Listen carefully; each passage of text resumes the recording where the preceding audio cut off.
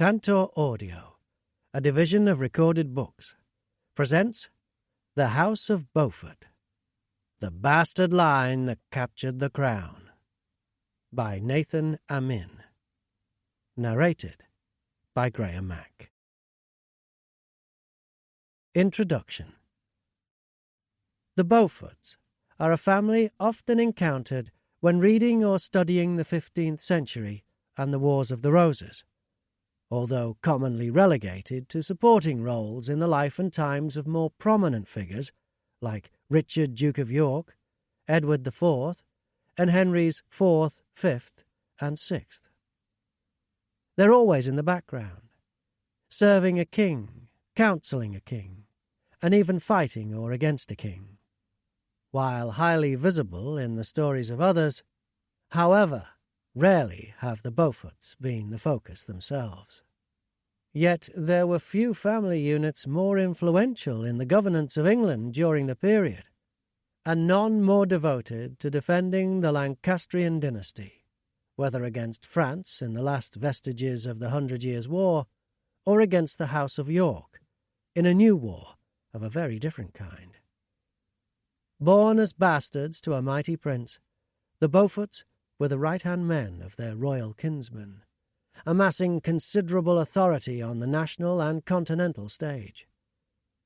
From uncertain beginnings, the Beauforts became earls, dukes, and cardinals, and, in time, kings themselves, their blood seeping into every corner of the English aristocracy within a few generations of their birth.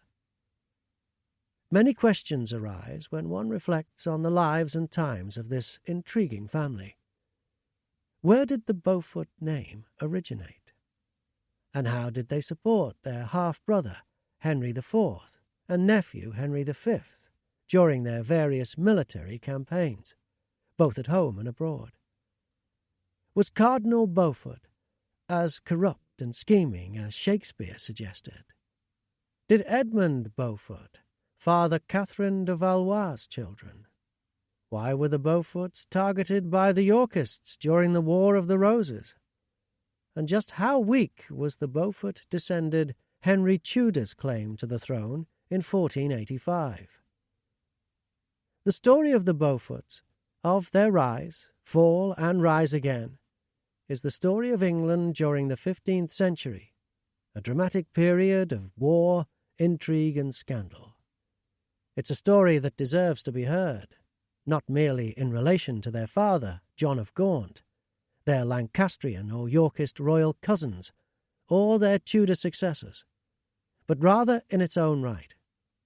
One hopes that this book will finally bring the family out of the shadow of kings, to stand alone as one of England's mightiest dynasties, the House of Beaufort.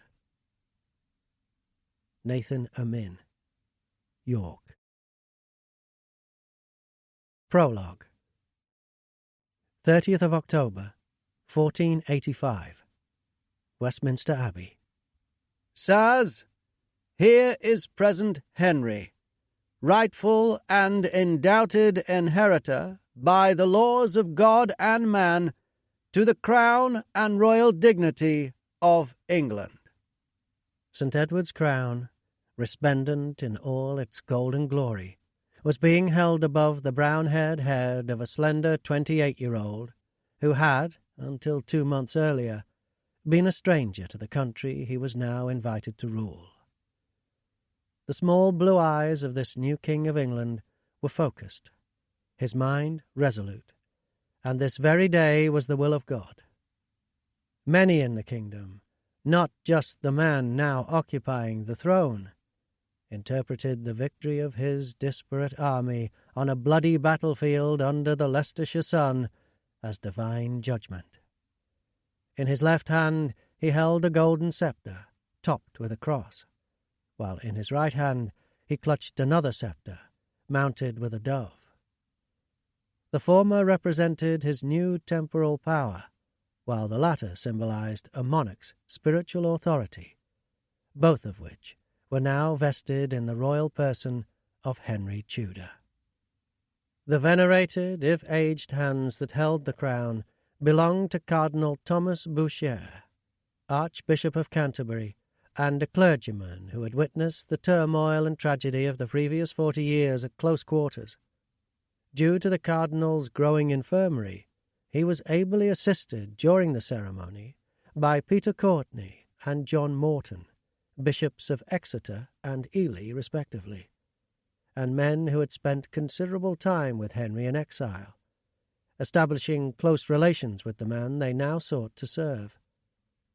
As the elderly archbishop lowered the crown onto Henry's head, he was symbolically bestowing kingship upon no fewer than his third English sovereign. Bouchier had crowned Edward IV in 1461 and Richard III in 1483, as well as crowning Edward's wife, Elizabeth Wiedeville, as queen in 1465.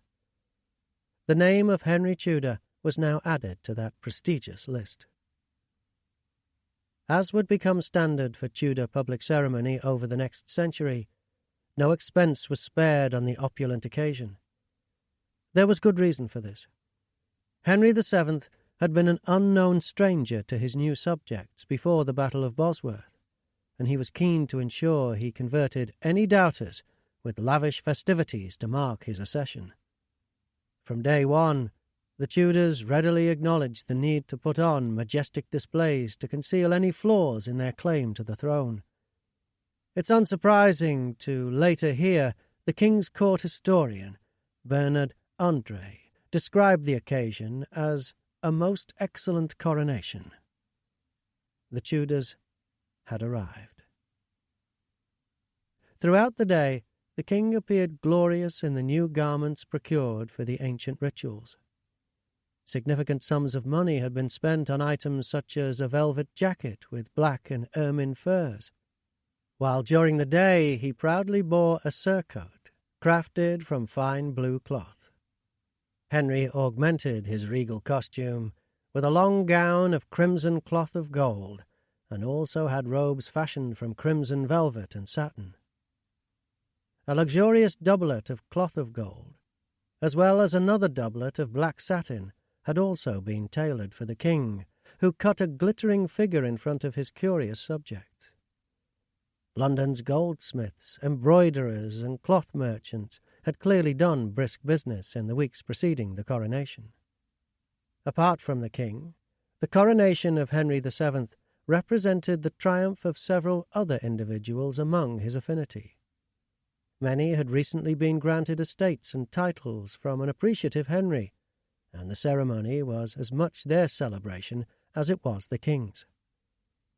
Henry's devoted and resilient uncle Jasper Tudor was one such figure. Having been rewarded for rescuing his brother's son from the Yorkists at the age of 14, and fleeing to Brittany, then France, where the pair remarried until only 3 weeks before Bosworth.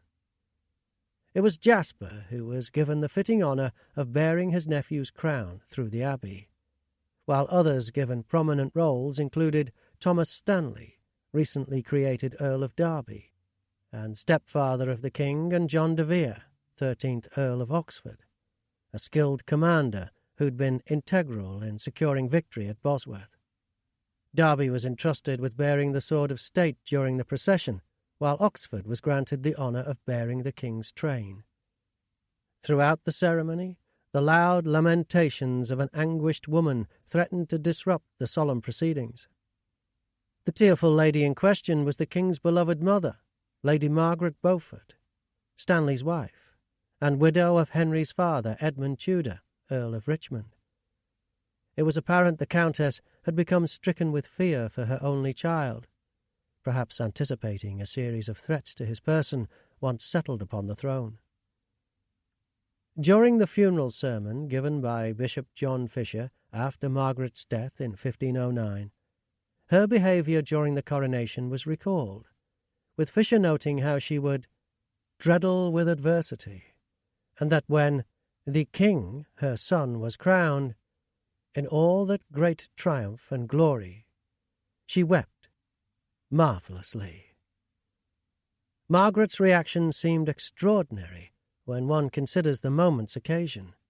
particularly as her son's accession would bring her unparalleled influence, wealth, and political sway as the king's mother.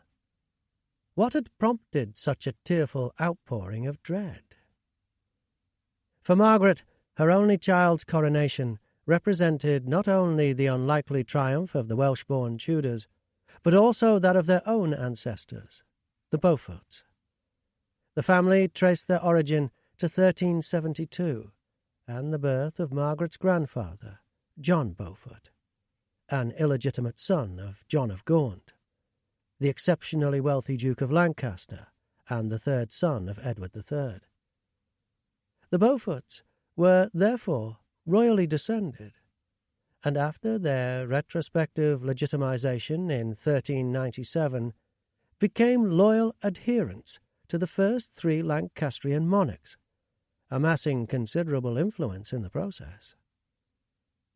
By 1471, however, it was Margaret alone who survived as the last living male-line member of her family, a status she wore with brazen pride, a sentiment similarly borne by her only son. It was, after all, Beaufort blood that gave Henry his slender claim to the throne. On the day of Henry's coronation, several royal and dynastic emblems were liberally displayed on banners and tapestries throughout London, including generic insignia, such as the English coat of arms, and the badges of Saints Edmund the Martyr and Edward the Confessor. The new king had been particularly keen to draw attention to three of his own adopted emblems. The first was the red rose, which the king embraced to signify his kinship to the House of Lancaster and his uncle Henry VI, his father's half-brother.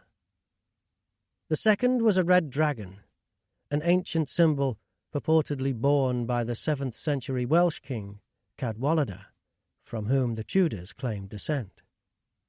The third symbol freely employed by the new king was that of a portcullis. In an era where heraldry was as recognizable as big brands are in the present day, those assembled in the abbey were acutely aware to whom the king was alluding, for the portcullis was an established Beaufort emblem, synonymous with the family's earlier members, including Henry's grandfather and great-grandfather, both named John. The king would later use the motto Altera Securitas with the portcullis badge, stressing that his Beaufort ancestry only served to bolster his claim to a throne he had boldly claimed by right of conquest. If anyone at the coronation celebrations remained in doubt as to the king's pride in his maternal lineage, the substantial figure of £50 was spent commissioning 105 silver and gilt portcullises for distribution during the day. The purpose of this costly exercise was clear: to advertise the throne now belonged to the Beauforts, if not in name, then certainly in spirit. The improbable rise of Henry Tudor from penniless Welsh exile to King of England is one of the most remarkable episodes in British history. But the role played by his maternal Beaufort relations in this rise is often overlooked. The Beauforts had been born as bastards to a royal duke and his foreign-born mistress in uncertain circumstances. They'd risen to become earls, dukes, and cardinals, securing untold wealth and influence throughout the first half of the 15th century, before losing everything in a series of catastrophic battles between 1455 and 1471.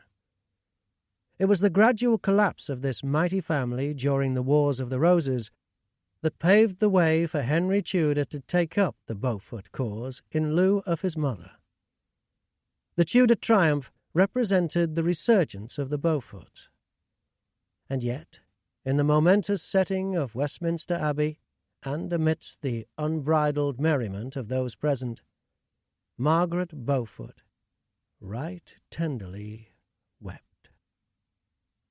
Though her beloved son, who, from a grave and serious child, had become a gallant and victorious prince, now occupied the throne.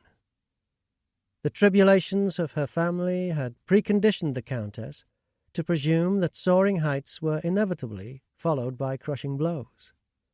As Bishop Fisher summarized at her funeral, "Wherein she had full great joy, she let not say that some adversity would follow." When one considers the Beauforts' tumultuous existence through the 15th century, Margaret's attitude is perhaps easily understood. Geoffrey Chaucer, a kinsman of the earlier Beauforts through marriage, captured such anxiety perfectly in The Monk's Tale, when he wrote, "And thus does fortune's wheel turn treacherously, and out of happiness bring men to sorrow." From happiness to sorrow. It could have almost been a Beaufort family motto. 1. Beaufort of Lancaster, 1340 to 1372. The piercing cry of a newborn child reverberated around the candlelit chamber, echoing off the cold stone walls and noisily announcing to an anxious audience the arrival of another soul into the world. The midwife, mindful of fever and hoping to assuage the baby boy's fear, swaddled the child before tending to the needs of the exhausted mother.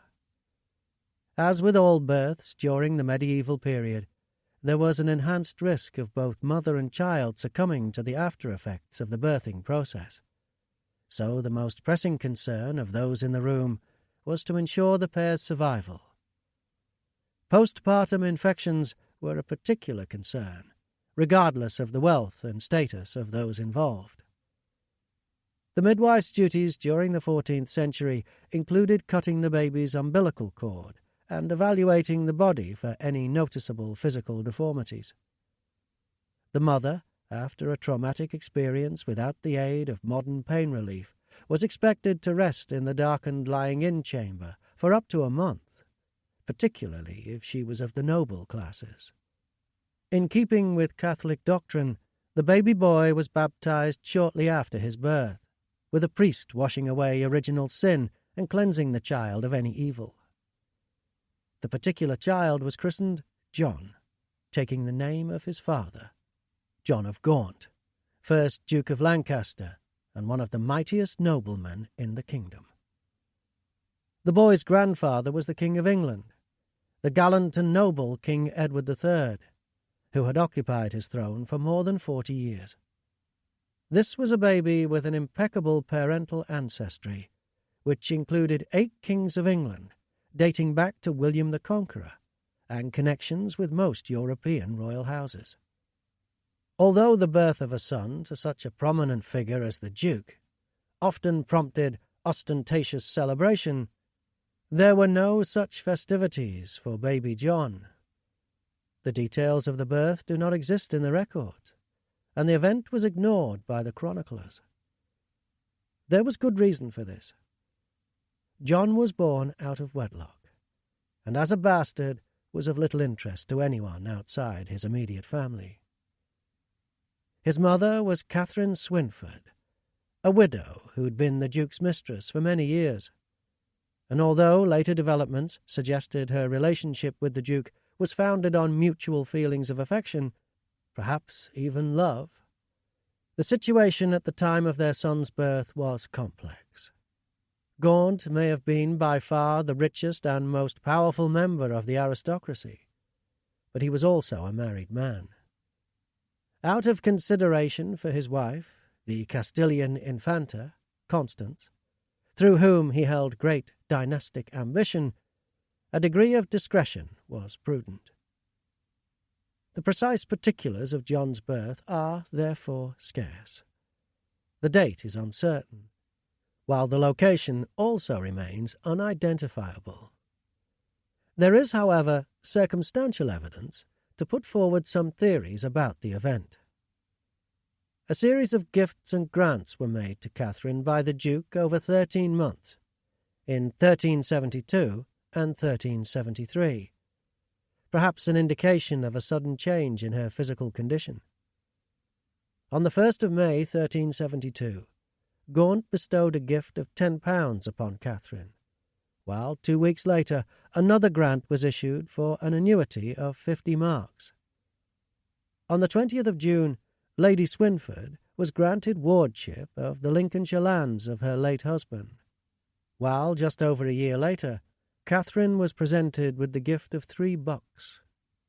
Finally, on the 28th of June 1373, she took receipt of several oaks.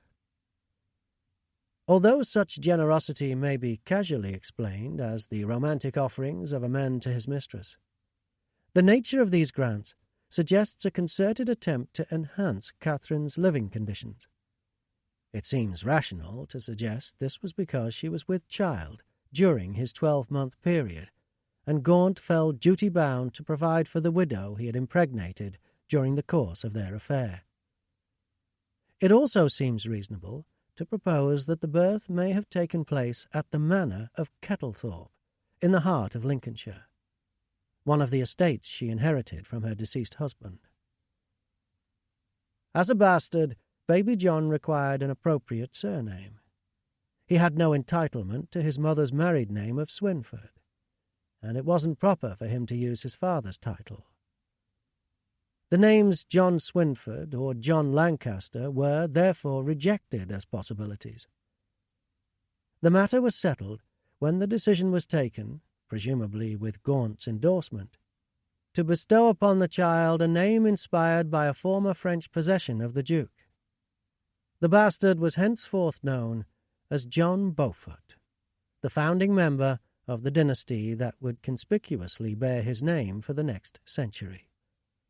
Chronicler Jean Froissart later referred to John as a great favourite of his father, as Beaufort of Lancaster, suggesting that although his birth did not merit much attention, it wasn't long before the Duke's secret child became widely acknowledged. Why was the name Beaufort chosen? The extent of Gaunt's personal involvement with the chateau and lordship of Beaufort is unclear, but it's likely the shrewd Duke wished to confer upon any illegitimate children a name that was not connected to any Lancastrian estate or title still in his possession, circumventing any potential conflicts between his legitimate heir, Henry of Bolingbroke, and his half-siblings. It has often been proposed that the Beaufort leadership was in Anjou, and was where Gaunt's illegitimate brood was secretly born. But this is very unlikely on both accounts. The chateau that belonged to Gaunt was based near the modern village of Montmorency, Beaufort, in the Aube department in the Champagne region of northeastern France.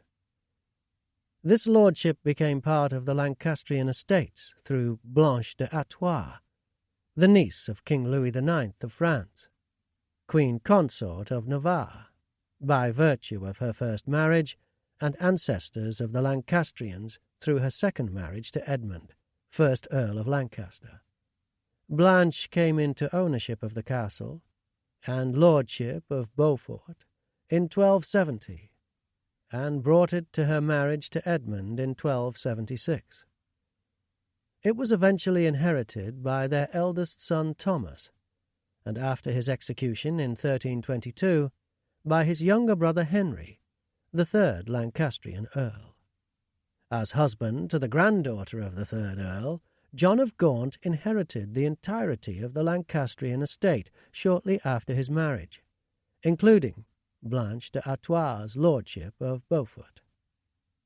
He would not enjoy its facilities for long, if at all, as it was lost to the French in 1369 when his Welsh tenant Eanwyn defected, presumably prompted by the Welshman's allegiance to Owain Lawgoch, a soldier based in France, actively campaigning against the English in a desperate attempt to assert his claim as Prince of Wales. Through Llewellyn's betrayal, the lordship of Beaufort was therefore lost for a few years before the birth of the eldest Beaufort child, never to be regained. The Beaufort name, however, proved more resilient, embedding itself into the annals of English history through the sheer determination of those who would bear the name.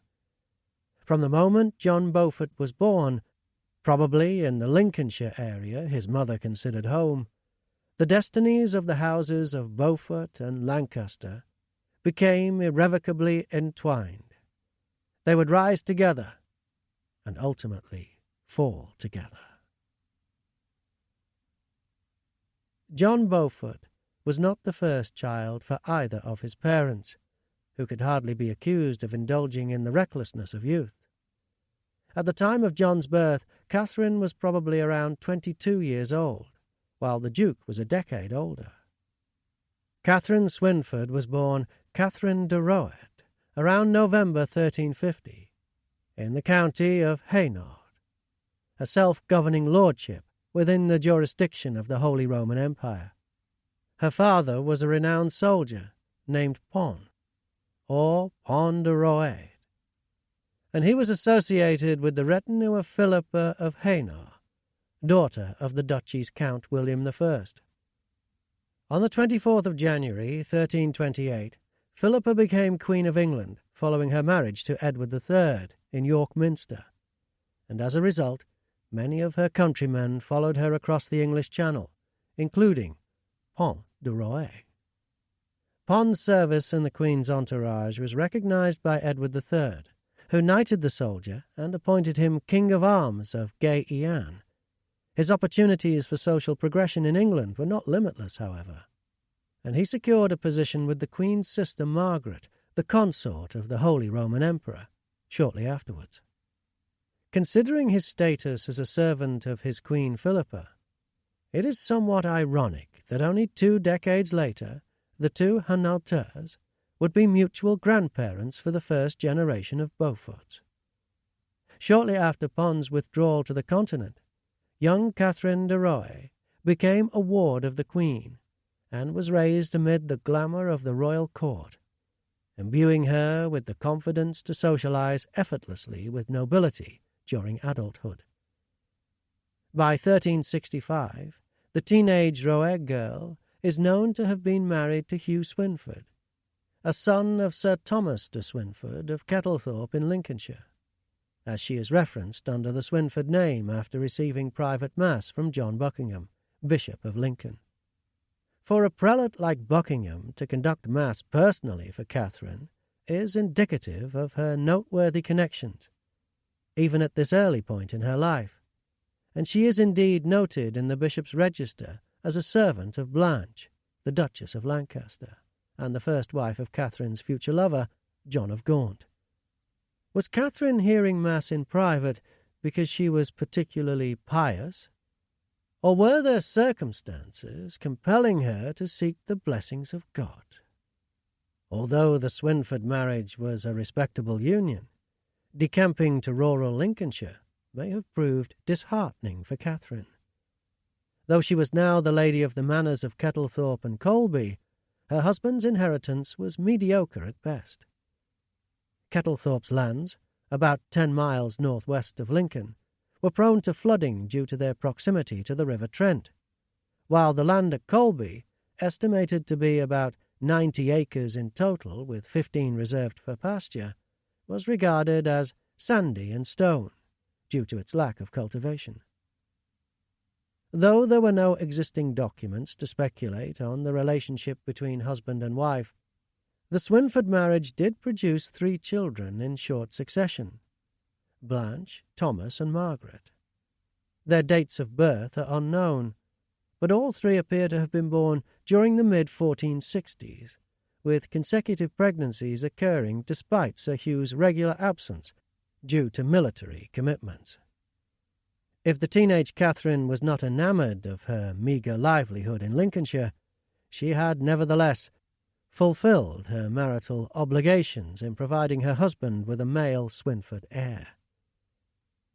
As a tenant of the Duke of Lancaster, Sir Hugh frequently campaigned in France as part of Edward III's protracted conflict over the succession of the French crown, later known as the 100 Years' War.